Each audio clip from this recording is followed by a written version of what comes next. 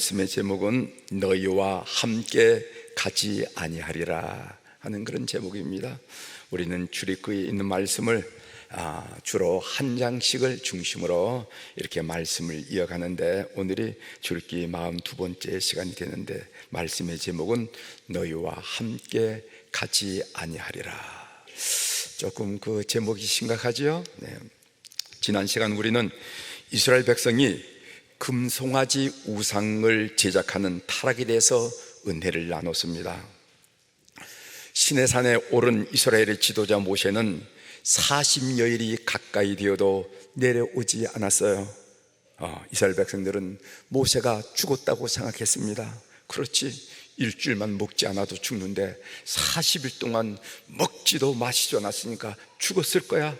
모세가 죽었다고 생각한 이스라엘 백성들은 그 아론에게 우리를 인도할 신을 우리를 위하여 만들라 라고 요구했습니다. 아론은 그들의 요구를 거절하지 못하고 지니고 있던 금붙이를 다 모아 걷어서 금송아지 형상의 우상을 만들었습니다. 이스라엘 백성들이 좀 더 기다리지 못하고 자기들을 인도할 우상을 만들어 달라고 조른 이유는 하나님을 불신했기 때문이라 하는 말씀을 지적했습니다. 만일 하나님께서 이스라엘 백성들을 향해서 모세를 부르면서 내가 모세와 만난 시간은 40일 될 거야, 40일 하면서 40일 걸릴 것이라고 그 기간을 알려주었다라면 이스라엘 백성들에게는 그런 일이 일어나지 않았을 것입니다. 우리가 기도할 때도 마찬가지죠. 만일 여러분들이 어떤 제목으로 기도를 하는데 기도 응답 30일 전, 기도 응답 20일 전, 기도 응답 10일 전 이렇게 기도 응답을 받게 될 날짜를 통보받는다면 기도하다가 실망하는 분은 한 분도 계시지 않을 것입니다. 오히려 날짜가 다가올수록 더 신이 나고 더 가슴이 뛰고 더 흥분하면서 그 때를 기다렸을 것입니다. 그러나 하나님께서는 모세가 이 시내산에 머무른 기간에 대해서 이스라엘 백성들에게 일절 말씀하지 않으셨어요. 그 이유는 무엇인가? 하나님께서 이스라엘 백성들이 당신을 얼마나 신뢰하고 있는지 시험하고 싶었기 때문에 그렇습니다. 그런데 그들은 하나님을 믿지 못함으로 조급해졌어요. 우리도 그렇지요. 믿지 못하면 조급해지잖아요. 조급해졌습니다. 문제는 거기서 터졌습니다. 우린 여기서 믿음이란 무엇인가? 하나님을 신뢰하고 기다리는 것이다. 오늘 우리가 시온 찬양에서 믿음은 하면서 믿음에 대한 내용을 잘 하면서 하나님께 영광을 올려드리는데, 믿음이란 무엇인가? 그것은 하나님을 믿고 하나님을 신뢰하고 기다린 것이다 라는 사실을 다시 한번 지난 시간에 확인했습니다. 사랑하는 교회 여러분, 기다리다가 낙심하지 마십시오. 믿음은 기다리는 것입니다. 사랑하는 성도 여러분, 하나님의 때는 우리에게 이르지도 않고 늦지도 않다는 것입니다. 하나님의 때는 우리에게 길지도 않고 짧지도 않다라는 것입니다. 하나님 때는 우리에게 적당하다는 것입니다. 오늘 이 말씀이 여러분들에게 큰 위로와 격려가 되길 바랍니다. 어떤 분은 기업 사업을 하면서 하나님을 기다리는 사람이 있을 거예요. 어떤 분은 인간관계를 하나님 해결해 주시기를 하나님께 기도하고 기다린 분들도 계실 거예요. 어떤 분들은 질병으로부터 노임받기를 위하여 하나님이 어느 때일까 하고 기다리는 분들도 있을 거예요. 오늘 기다린 우리 모든 성도님들 인내하시고 끈질기게 기다리고 하나님을 신뢰하시므로 말미암아 하나님의 때가 나에게 가장 적당한 때라 한 확신을 가지고 신앙생활을 경주하는 교우들이 되기를 주의 이름으로 축원합니다. 오늘 본문입니다. 오늘 본문을 보면은 하나님께서 모세에게 이스라엘 백성들을 가나안 땅에 데리고 데려가라고 말합니다. 그러나 하나님 자신은 그들과 동행하지 않겠다고 말씀하시는 거예요. 어찌된 일입니까? 이스라엘 백성들을 이제까지 인도하신 하나님께서 함께 가셔야지 왜 너희들만 가고 나는 동행하지 않다고 말합니까? 오늘 본문을 통해서 그 이유를 살펴보면서 함께 은혜를 받으며 우리가 신앙적으로 도전받고자 합니다. 첫 번째로, 사람의 최우선적 과제는 자기 안에 있는 죄를 청산하는 것이다 하는 내용을 오늘 이 본문을 묵상하면서 왜 하나님께서 동행하지 않겠다 하는 그 이유를 살피면서 먼저 깨달은 내용이에요. 오늘 본문 출애굽기 33장 1절에 보면 하나님께서는 모세에게 이스라엘 백성을 가르쳐 내가 애굽 땅에서 인도하여 낸 백성이라 이렇게 표현한 것을 우리가 보게 됩니다. 제가 읽어드리겠어요. 여호와께서 모세에게 이르시되 너는 내가 애굽 땅에서 인도하여 낸 백성과 함께 여기서 떠나서 내가 아브라함과 이삭과 야곱에게 맹세하여 네 자손에게 주기로 한 그 땅으로 올라가라. 하나님께서는요 이스라엘 백성들을 뭐라고 칭하느냐 하면은 모세가 애굽 땅에서 인도하여 낸 백성이라고 말씀하십니다. 좀 이상하지 않습니까? 여러분 출애굽기를 이제껏 공부해 왔은 여러분들 좀 이상하지 않아요? 이것은 하나님께서 이스라엘 백성들을 내가 애굽 땅에서 인도해낸 내 백성이라 라는 으로 말씀하신 그 말씀의 의미와 뉘앙스가 상당히 다르구나, 달라도 뭔가 다르구나 하는 것을 우리가 눈치챌 수 있습니다. 여러분 출애굽기 20장 2절에 보면은 나는 너를 애굽 땅 종되었던 집에서 인도하여 낸 네 하나님 여호와니라 하면서 하나님 말씀하시기를 나는 너희들이 누구나 내가 너희를 애굽 땅에서 구해난 백성이라 하면서 이렇게 말한 걸 다시 말씀드리면은 하나님께서는 이스라엘을 더 이상 당신의 백성으로 인정하지 아니하시고 오직 모세의 백성으로만 여기신다는 말씀입니다. 그리고 3절에 보면은 급기야 잃고 하나님께서는 이스라엘과 동행하지 않겠다고 말씀하셨습니다. 읽어드립니다.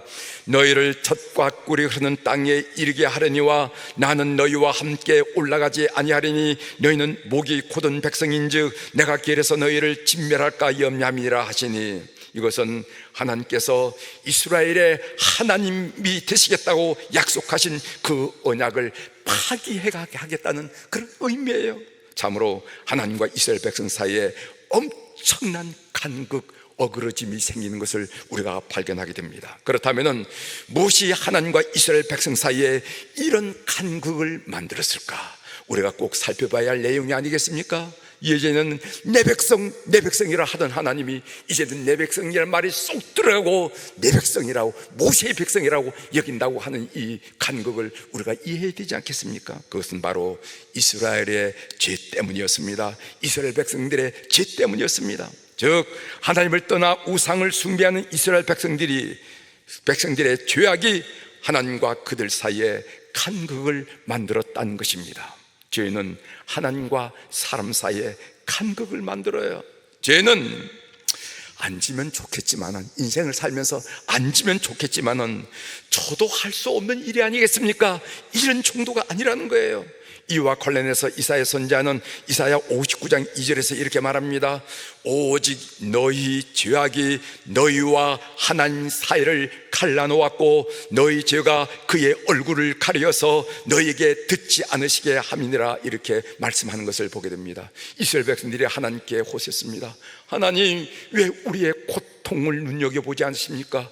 왜 우리의 하소연을 주님 듣지 않습니까? 우리가 주님의 백성이 아닙니까? 라고 이스라엘 백성이 했을 때, 백성들이 얘기했을 때 하나님이 이사야를 통해서 한 얘기입니다. 뭐냐 하면은 너희 죄악이 하나님과 이스라엘을 갈라놓았다고 얘기하고, 그리고 그 너의 죄악이 하나님의 얼굴을 덮어놓았기 때문에 내가 너희들의 곤란과 어려운 일을 보지 못한다고 이렇게 이야기했습니다. 그러므로 죄인이 가장 시급하게 해야 할 문제는 어제나 오늘이나 어제나 지금이나 그것은 자기 안에 있는 죄의 청산입니다. 즉 인생의 모든 문제는 죄로 인하여 생명과 축복의 근원이신 하나님과의 관계 단절로부터 초래됐기 때문에 시급한 것은 죄의 청산이라는 거예요.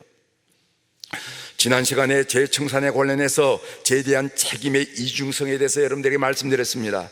어떤 죄는 하나님과의 관계만을 어그러지게 합니다. 그럴 경우에 우리가 죄를 고백하고 하나님과의 관계를 회복하면 끝나는 거예요. 예를 들어서 안식을 범하는 죄가 그런 경우죠. 주님 죄송해요, 너무너무 급한 일이 있어서 예배를 못 드렸습니다. 그럴 경우는 하나님과의 관계만 해결하면 회복하면 된다는 거죠. 그러나 어떤 죄는 하나님과의 관계뿐만 아니라 사람과의 관계도 어그러지게 합니다. 죄는 단절을 가져오는데 하나님과의 단절만 가져오는 것이 아니라 사람과의 단절, 어그러짐을 가져온다는, 이럴 경우에는 우리는 하나님과의 관계도 회복해야 되지만은 사람과의 관계도 반드시 회복해야 된다 하는 말씀을 드렸습니다. 예를 들어 봅니다.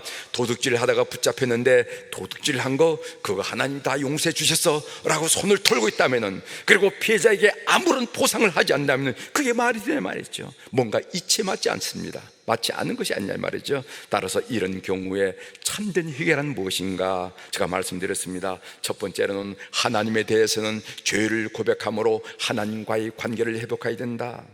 요한일서 1장 9절이죠. 만일 우리가 우리 죄를 자백하면은 그는 빚부시고 의로사 우리 죄를 사시며 우리를 모든 불에서 깨끗하게 하실 것이요.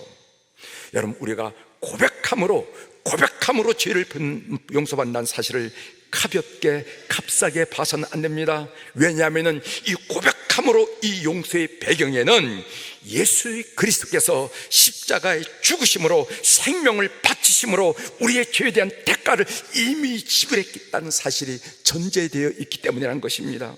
그래서 우리가 받은 용서의 은혜는 생명을 바친 값비싼 은혜라는 것을 우리가 잊어서는 안 된다는 거죠. 또 사람에 대해서는 배상 또는 보상함으로 사람과의 관계를 회복하는 것을 하나님이 기대하신다는 겁니다. 상대방에게 마음의 상처를 줬으면 먼저 손을 내밀어 용서를 빌어야 됩니다. 나는 무심코 얘기하는데 당신 얼굴 보니까 좋지 않으니까 아마 내 말이 당신에게 상처를 준 것 같다고 미안하다고. 상대방에게 물질적으로 손해를 입혔으면 지금은 당장 갚을 수 있는 능력이 안 되지만은 단돈 1,000원이라도 단돈 올해 10,000원이라도 갚아가면서 배상할 각오를 해야 된다는 거예요. 그래서 제가 여러분들에게 소개드렸죠. 우리나라에 1903년도 대붕기에 양심전이라는 것이 있었다 하는 것을 여러분들에게 소개드린 적이 있습니다. 로버트 하디의 원산대붕, 로버트 하디는 우리 교회 3대 담임 목사였어요. 로버트 하디의 원산대붕 운동이 전개될 때 20년 전 탁지부 관리로 근무했던 윤성근이라는 성도의 이야기였습니다.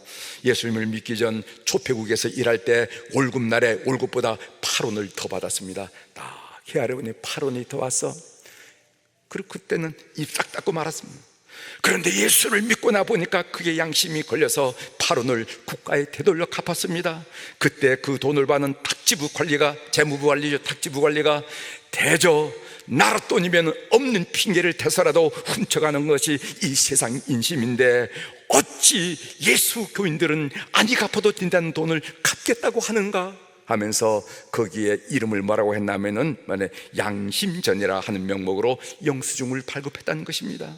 이것을 우리는 회개의 열매라 말하고, 이렇게 해야 회개가 완성되고 하나님이 기뻐하시는 회개를 하는 것이라는 것이죠. 우리 인간의 최우선 과제는 자기 안에 죄를 청산하는 일이라 하는 것을 오늘 본문을 묵상하면서 도전하고 말씀하는 것을 전 들었습니다. 두 번째로는 성도는 타락한 세속 문화에 물들지 않도록 조심하셔야 됩니다. 성도 거룩한 물이, 이 성도는 타락한 세속 문화에 쉽게 물들지 않도록 조심해야 된다는 겁니다. 오늘 출애굽기 33장 4절 하반절부터 6절 사이에 보면은 하나님께서는 이스라엘 백성들을 향하여 몸에 장신구를 지하라 라고 명령하셨습니다. 6절을 제가 여러분들에게 읽어드리겠습니다. 이스라엘 자손이 호렙산에서부터 그들의 장신구를 떼어내니라. 여러분, 장신구 하면 목걸이, 그 당시에 귀걸이, 손에 팔찌, 발목에 하는 발목지, 그 다음에 코에 하는 이런 장신구를 말하겠죠. 하나님께서 이스라엘 백성들에게 장신구를 떼어내라고 명령하신 것은 출애굽하는 주제에 무슨 단장이야 라는 그들의 처지와 어울리지 않은 사치를 비난하는 것은 아니라는 것입니다. 거기에는 더 중요한 다른 의미가 있습니다. 이유가 있습니다. 그 당시 장신구에는 각종 형태의 우상들이 아로 새겨져 있었던 것입니다. 이스라엘 백성들의 몸을 단정했던 장신구들은 애굽에서 가지고 나온 것이므로 애굽의 우상들이 새겨져 있어요. 어떤 파리, 붕댕이, 개구리 이런 장신구들이 새겨져 있습니다. 따라서 하나님께서 이스라엘 백성들에게 장신구를 제거하라 라고 명령하시는 것은 그들로부터 우상 숭배 문화를 단절시키기 위한 이 문화를 단절시키기 위한 조치라는 것입니다. 이스라엘 백성들이 그런 장신구를 몸에 지니고 있으면서 무의식적으로 우상 숭배 문화에 영향을 받지 않을 수 없었습니다. 사실이 그랬어요. 여러분이 그들이 만든 아론의 금송아지도 어디서부터 배웠냐면은 애굽의 소우상, 아몬신, 소우상을 섬기는 모습을 통해서 배웠다는 거예요. 그들이 하나님의 형상을 어떻게 그리겠어요? 배운 대로 하는 것이 아니겠어요? 그래서 그들이 소를 만들었던 것입니다. 그래서 모든 장신구를 떼어내라고 하신 것입니다. 여러분, 자녀 교육에 대한 말씀을 드릴 때 홍해 고기로 기르고 싶으면은 새끼 고기를 홍해에 풀어놓으라 하는 말씀을 가끔씩 드리고 있어요. 여러분이 잘 알다시피 여러분, 아프리카에 보면은 지중해가 있고 홍해가 있죠. 홍해와 지중해를 가르는 것이 뭐냐면 스웨즈 운하라는 것입니다. 스웨즈 운하. 그래서 고기가 마음만 먹으면은 하루에도 두세 번씩 홍해와 지중해를 번갈아 들락날락 할 수가 있어요. 마음만 먹으면. 그런데 홍해 고기가 지중해에 가서 살기는 죽기보다 더 어렵습니다. 아주 불가능한 일은 아니지만 그 가능성이 적습니다. 같은 바닷물인데도 그래요. 같은 바닷물, 같은 수면, 똑같은데도 불구하고 이 홍해 고기가 지중해 고기가 되기는 너무너무 어렵다는 것입니다. 무슨 말씀을 여러분들에게 드리려고 하느냐면은 자녀들을 하나님의 사랑으로 키우려고 한다면은 어릴 때부터 교회 품 안에서 신앙적인 분위기에서 키워야 한다는 것입니다. 노는 물이 달라야 된다는 거예요. 노는 물이 맑아야 된다는 것입니다. 이것은 문화의 문제예요. 세상에서 불신앙의 문화에 길들여진 다음에 교회로 돌아온다는 것은 불가능하다고까지는 말씀드릴 수 없지만은 결코 쉬운 일이 아닙니다. 이런 이유로 이스라엘 백성들은 그들의 몸에서 장신구를 제거해야만 했습니다. 세상의 타락한 문화와 거리를 두라는 거예요. 이런 점에서 직업에는 귀천이 없지만은 성도로서 가져야 할 직업이 있고 갖지 말아야 할 직업이 있다는 것을 여러분 아실 필요가 있습니다. 어떤 직업은 다른 사람을 타락시켜야만 나에게 돈이 되는 그런 직업이 있어요. 아니, 본인도 타락될 가능성이 많은 직업이 있습니다. 예를 들지 않아도 여러분 잘 아시지 않습니까? 진지한 자세로 여러분의 삶의 방패를 점검해 보시길 바랍니다. 그리고 영적 타락의 장신구를 지어가십시오. 성도는 타락한 세속 문화에 물들지 않도록 조심해야 된다는 것입니다. 세 번째로, 교회는 하나님이 임재하도록 거룩해야 한다는 것을 다시 한번 본문을 묵상하면서 느끼게 됐어요. 오늘 7절에 보면은 모세가 장막을 취하여 진 밖에 치고 해막이라 불렀다고 했습니다. 읽어드리겠어요. 모세가 항상 장막을 취하여 텐트를 취했다는 거죠. 텐트를 취하여 진 밖에 쳐서 진과 멀리 떠나게 하고 해막이라, 이 해막이라는 것은 미팅 태버네클, 미팅 텐트라는 이름, 해막이라 이름하니 여호와를 앙모하는 자는 다 진 바깥 해막으로 나가며, 여기서 해막이라는 것은 만남의 텐트란 뜻으로 모세가 하나님을 만나 경배하고 기도하기 위하여 임시로 설치한 것입니다. 여기서 우리가 주목할 것은 모세가 설치한 해막은 이스라엘 진중에 설치될 성막과는 달리 이스라엘 진밖 먼 곳에 설치되었다라고 밝히는 사실이에요. 그러면 왜 해막을 진 가운데가 아닌 진으로부터 먼 곳에 설치해야만 했을까요? 왜 그랬을까요? 그것 또한 이스라엘 백성의 범죄와 관련이 있습니다. 만일 이스라엘이 범죄하지 않았다면 해막은 필리형 이스라엘 진중에 설치되었을 것입니다.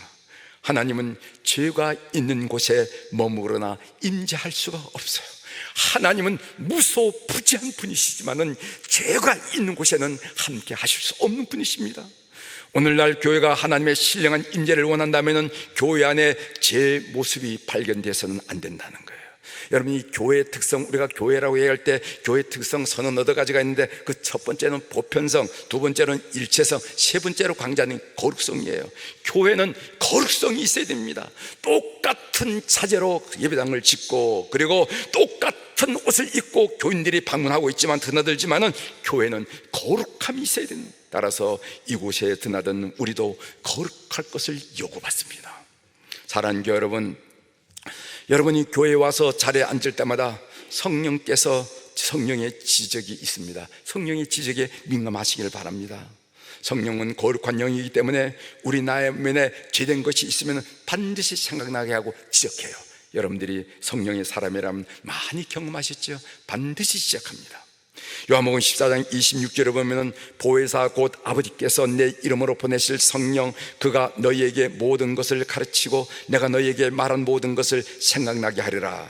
여러분, 성령께서 지적하는 대로 묶이지 말고 다 회개해서 이 자리를 거룩한 자리로 만들 의무가 성도 각자에게 있다는 것을 기억하시길 바랍니다. 그렇게 되면 우리는 늘 이곳에서 신령한 하나님의 임재를 체험하게 될 것입니다. 만복의 근원 되신 하나님을 늘 이 자리에서 만난다면 그보다 더 큰 은혜가 어디 있겠어요?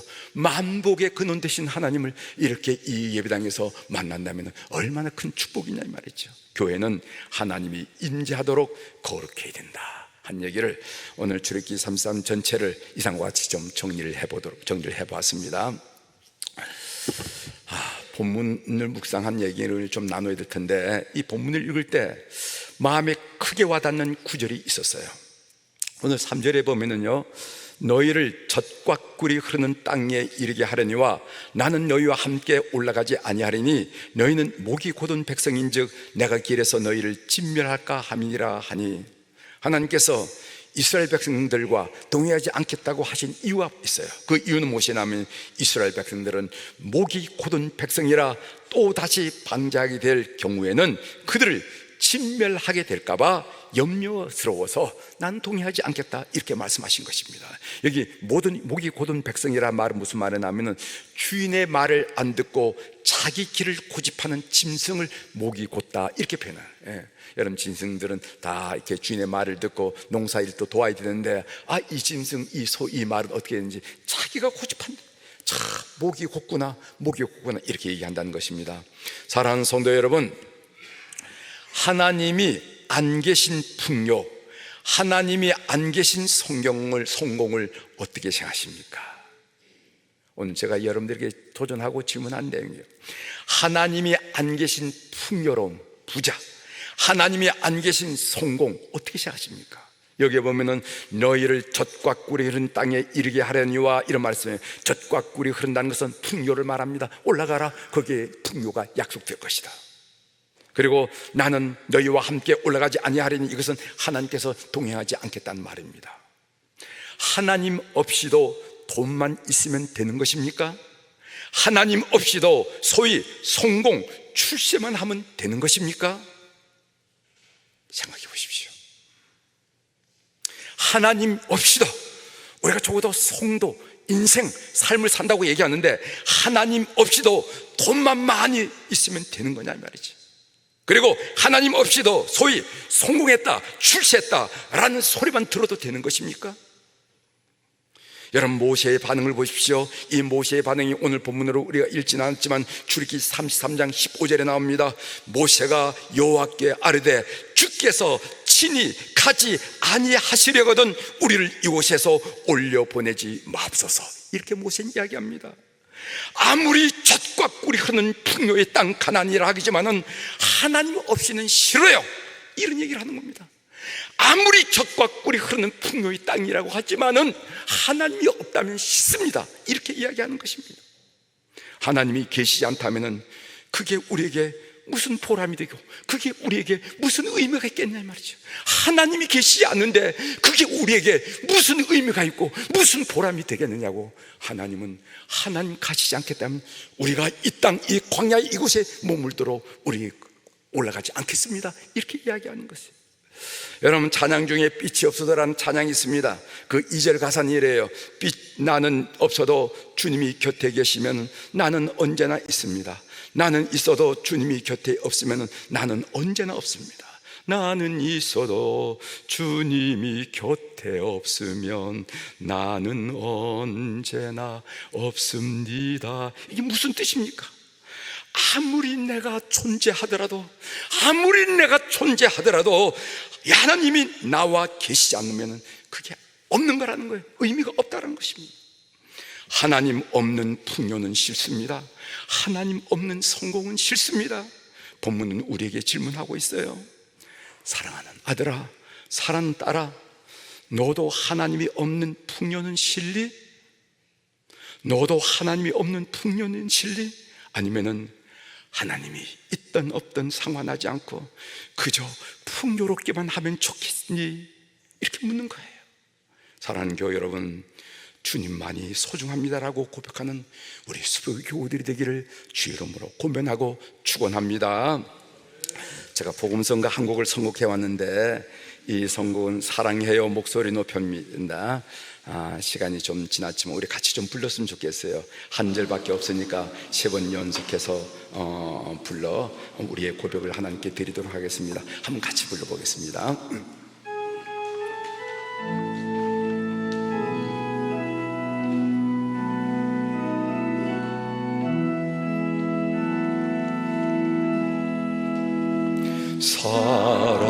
사랑해요 목소리 높여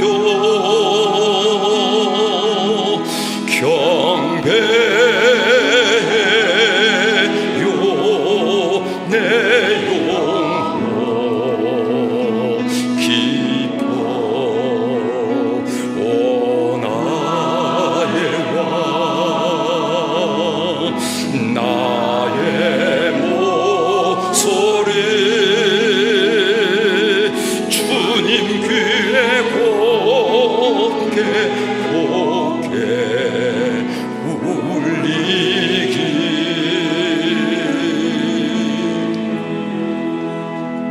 사랑해요 목소리 높여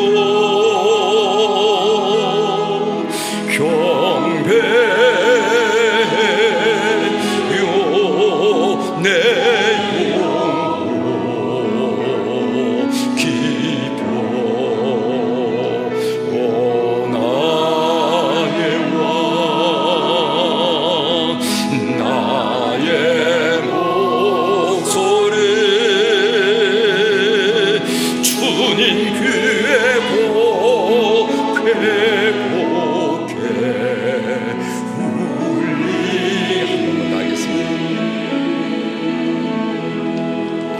사랑해요